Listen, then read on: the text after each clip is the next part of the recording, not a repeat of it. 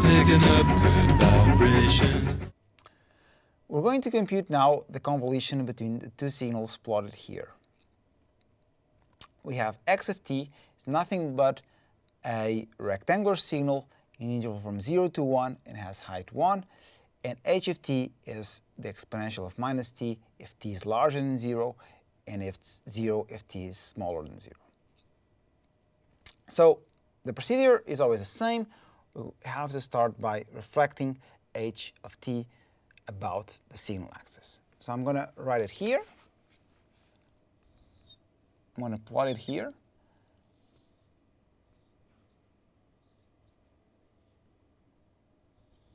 And this is h of minus t.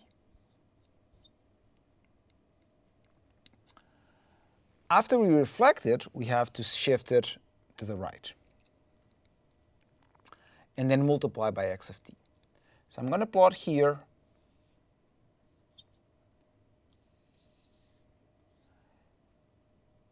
h of t minus s. So I'm shifting it to the right. But right now, I'm only going to consider the interval. This is 1. I'm going to consider this for t belongs to the interval from 0 to 1.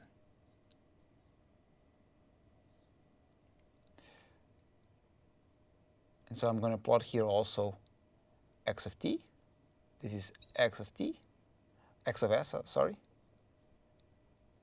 And I'm going to plot x of s and h of t minus s.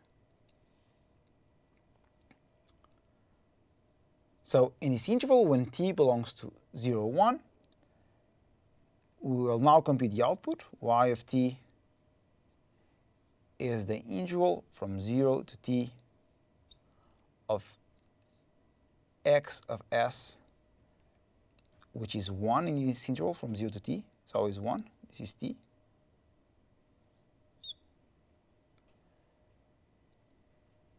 Times h of t minus s, which in this interval is e to the power of minus t minus s.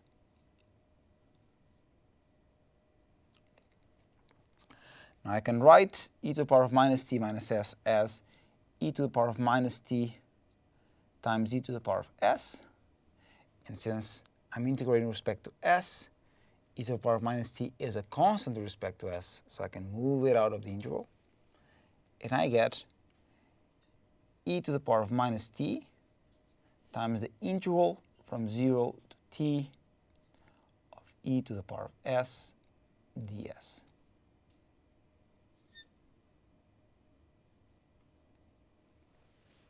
Now to compute this integral, I just have to take the primitive of e to the power of s, that's just simply e to the power of s, and evaluate it at the limits of the integral, which are t and 0. So I get e to the power of t minus e to the power of 0, which is 1. So this just boils down to e to the power of minus t times e to the power of t minus 1, which is nothing more than 1 minus e to the power of minus t. But remember that I did this for t in the interval between 0 and 1. Now I'm going to compute the same, but for t belongs to the interval from 1 until infinity. In this case, it will look like this. I'm going to plot now in this interval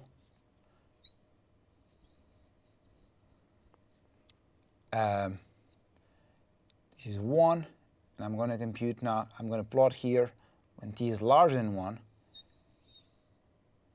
h, this is 1 again, and this one is h of t minus s right now. And x of t stops here. So this is, I'm sorry, x of s.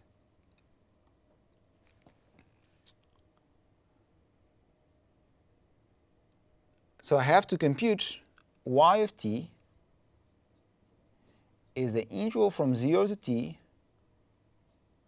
of x of s h of t minus s. Now, since x of s is only non-zero in the interval from 0 to 1, I can replace this limit of integration, because from 1 to t, this integral will be 0. The integrand will be 0.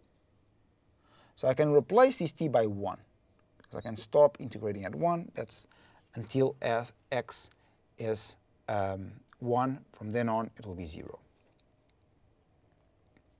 And in this interval, x will be 1.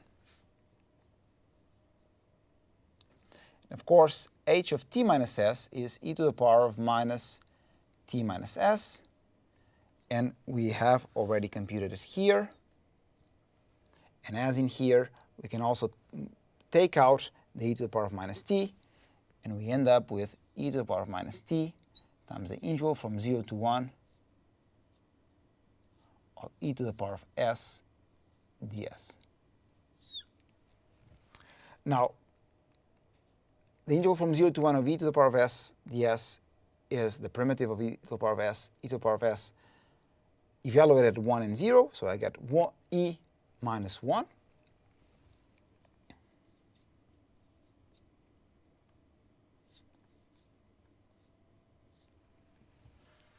Which concludes this exercise. So the output is 0 for negative t. It's equal to 1 minus e to the power of minus t in the interval from 0 to 1. And it's equal to e to the power of minus t times e minus 1 in the interval from 1 to plus infinity.